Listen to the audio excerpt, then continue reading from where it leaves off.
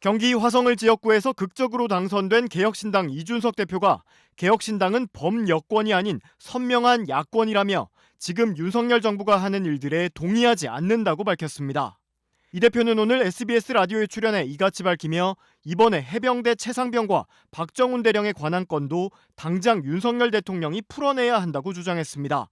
또 오늘 국민의힘 비상대책위원장직에서 물러난 한동훈 전 장관과 관련해서는 한 전 장관은 이번 총선 실패를 자기 잘못으로 받아들이지 못할 것이라면서 황교안 대표 당시와 똑같다며 앞으로 여당 내 세력이 나눠질 것이라고 주장했습니다. 향후 전국에 대해 토론하던 중 이 대표는 다음 대선에 나가냐는 진행자의 질문에 이렇게 답했습니다. 알겠습니다. 당선인 다음 대선 나갑니까? 너무 빠른가 이 얘기는? 다음 대선이 3년 남았죠. 그럼 40 넘잖아요 그때는. 다음 대선이 몇 년 남았죠? 3년이요. 확실합니까? 예. 이거 뭐야? 네. 아까 제가 저는 이거 굉장히 도발적인 얘기인데. 예. 그러면서 또 특검법들이 발의될 텐데 그러면 윤 대통령이 또 거부권을 쓸 수 있겠냐고 반문하기도 했습니다. 야당의 압승으로 민주당이 예고한 김건희 여사 특검법이나 이종섭 특검법 등에 윤 대통령이 거부권을 쉽게 사용하기 어렵고 이로 인해 윤석열 정부의 국정 동력 상실이 더 가속화될 수 있다고 본 것으로 풀이됩니다. 다만 민주당 등 야권에 대해서도 정권 타도의 속도를 높이려는 조국 대표의 시간표와 많은 의석을 가진 민주당 이재명 대표의 시간표는 다를 수밖에 없다며 역설적으로 이 속도 차이 때문에 야권 역시 분화될 가능성이 있다고 내다봤습니다. 이어 이 대표는 조국혁신당이 추진하고 있는 한동훈 특검법에 대해서는 대한민국에서 특검이라는 게 그런 정도 수준으로 활용될 수 있는 건 아니라고 반대 의견을 밝혔습니다. 이준석 개혁신당 대표가 정계 입문 13년 만에 여의도 입성에 성공했습니다. 현대차 사장 출신의 민주당 공영훈 후보를 상대로 한 2.68%포인트 차의 진땀승이었습니다. 국회의원의 당선에 영광을 안겨주신 우리 동탄 주민 여러분들께 진심을 다해서 감사드립니다. 국민의힘 최초 30대 젊은 대표로서 대선과 지방선거를 잇따라 승리로 이끌었던 이 대표는 정작 제 머리를 깎지 못했습니다. 세 차례 선거에 나섰다 모두 낙선. 이번 네 번째 도전도 처음엔 무모해 보였습니다.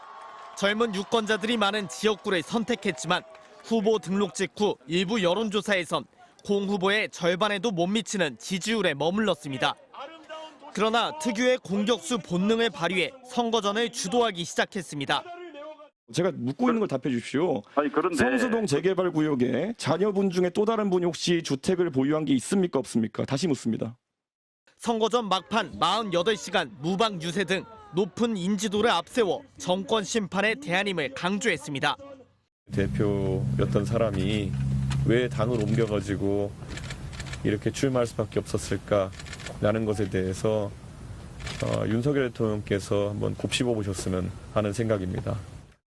이 대표는 오늘 기자들과 만나 윤 대통령이 거부권을 계속 쓰기엔 총선 이후 부담이 있을 거라며 국정 운영 스타일을 바꾸라고 요구했습니다.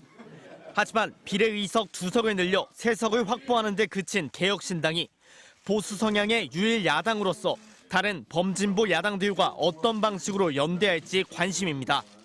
입법부에서 활용할 수 있는 방법들을 사용할 것을 제안합니다. 그래서 양평고속도로 것만 하더라도 저는 당연히 이것을 국정조사를 통해 가지고 전모에 대해서 입법부가 파악해야 된다 이렇게 판단하고 있습니다. 또 노인 무임승차 폐지와 공영방송 사장 임명 동의제 도입 등 창당 이후 제시해온 논쟁적 공약들의 추진 가능성 역시 주목됩니다. MBC 뉴스 윤수환입니다. 네, 조금 전에 리포트에서 보신 개혁신당 이준석 대표, 이제 경기 화성을 지역의 초선 의원이 됐는데요. 지금 스튜디오에 나와 있습니다. 당선 소감 직접 들어보겠습니다. 자, 이 대표님 일단 당선 축하드립니다. 감사합니다. 네. 죽다 살아났습니다. 네. 아니 오늘 분 단위로 스케줄이 있으셨다고 들었는데 많이 바쁘셨죠? 예, 맞습니다. 아무래도 언론에 관심이 집중되다 보니까 또 방송 출연 많이 하고 있는 것 같습니다. 네, 사실 여론조사 결과만 보면은 승리를 내다보기가 쉽지 않았습니다. 거의 더블 스코어 정도로 뒤지고 있었는데 솔직한 심정 어떠셨나요? 기대하셨습니까? 저는 어느 정도는 제가 지금까지 정치를 하면서 쌓아온 역량이나 이런 걸 봤을 때 한번 도전해볼 만한 과제다 이렇게 생각했고 결국에는 우리 화성을 동탄 지역이 미래 세대가 많이 거주하는 지역이고 또 미래지향적인 어떤 아젠다들이 먹힐 도시다 이렇게 봤습니다. 네. 그래서 승부를 걸었고 제 일생에 가장 하이 리스크 하이 리턴에 가까운 승부가 아니었나라는 생각합니다. 뭐 죽는 것보다 낙선이 더 싫다라면서 무방 유세도 하시고 지역구 아파트 100곳을 놓으셨어요.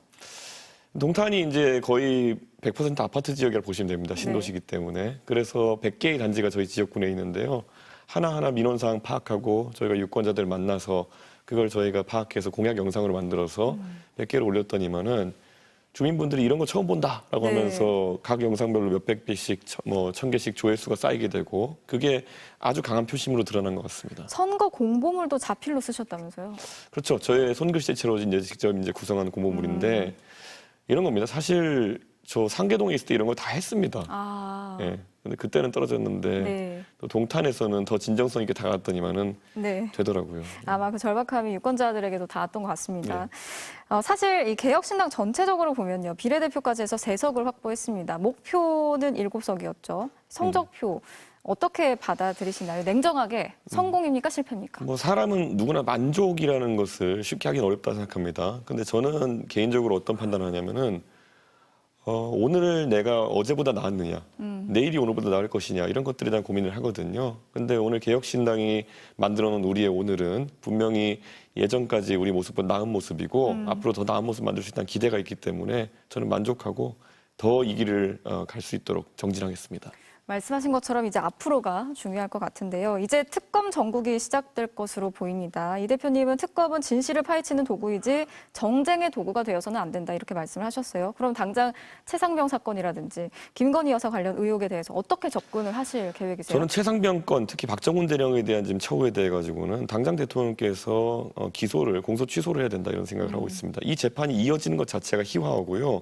만약에 박정훈 대령이 재판을 통해 가지고 무죄가 입증된다라고 하면 전 대통령께서 이것을 굉장히 큰 정치적 책임을 지셔야 될 것이다. 예. 그리고 저는 무죄를 확신합니다. 네. 박정훈 대령의. 만약에 무고한 군인의 제복 군인의 명예를 어떤 대통령의 권력으로 짓밟았다는 것이 드러나게 되면요. 네. 저는 큰 틀에서는 이거는 정권 입장에서 탄핵 사유가 될 수도 있다고 봅니다. 그렇군요. 그럼 김건희 여사 관련 의혹에 대해서는 어떻게? 저는 김건희 여사 관련 의혹이 너무 많기 때문에 네. 앞서 발언하신 조국 대표님 같은 경우에는 뭐 종합특검법이라든지 이런 것들 제안하고 계신데요. 특검은 너무 또 이렇게 선물 세트 같이 종합으로 가면 안 됩니다. 이게 보통 특검법들을 보면요. 뭐 수사할 수 있는 거 1항, 2항, 3항 한 다음에 뒤에 가서 여기서 인지된 모든 것들 이런 조항이 있어가지고 너무 이잡듯이 사람을 뒤진다는 얘기가 있는 거거든요. 네. 특검은 보안 수사적인 측면을 활용해야 되는 거기 때문에 아주 구체적인 사안에 대해서 접근해야 되는 건데 저는 김건희 여사의 건 중에서도 양평고속도로 건 같은 경우에는 국정조사를 해야 되는 것이고요. 예. 그리고 그 외에 나면 도이치모터스나 이런 것들은 제가 봤을 때는 특검의 영역에 좀 해당한다 이렇게 봅니다. 그래서 건별로 좀 다르게 대응할 필요가 있다. 사안별 다르게. 이렇게 봅니다. 알겠습니다. 이번 총선 결과로 이제 여당 내에서도 갈등이 예상되고 있습니다. 개혁신당과 국민의힘의 관계성, 연대 가능성도 좀 궁금한데요. 저희는 용기 있는 사람들이고요. 그래가지고 거기에 대해서 계속 윤석열 대통령이 잘못 가고 있다고 지적하고 그래서 쫓겨나기도 하고 그게 받아들여지지 않아가지고 새로운 벤처를 차려온 사람이고요. 지금 안에 계신 분들은 결국 그 윤석열 대통령의 일방주의가 타협하거나 아니면 눈을 감았던 분들입니다.